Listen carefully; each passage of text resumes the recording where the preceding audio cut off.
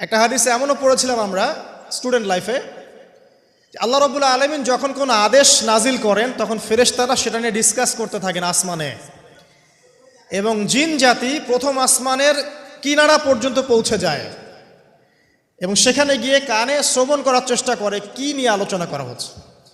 যদি কোনো একটা সংবাদ তাদের কান পর্যন্ত চলে আসে, তাদেরকে বিতাড়িত করার জন্য আল্লাহ রাব্বুল আলামিন উল্কাপিণ্ড ছোড়েন।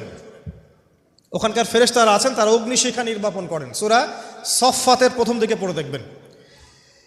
এই জিন দুনিয়াতে যে কবিরাজ বা তান্ত্রিক বা জাদুকরের আন্ডারে আছে, সে এসে তাকে জানিয়ে দেয় এই হতে যাচ্ছে।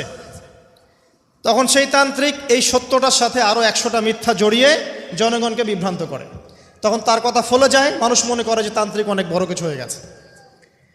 তো এগুলো সবই ফিতনা। যাই হোক, এই জিনের ব্যাখ্যা কিন্তু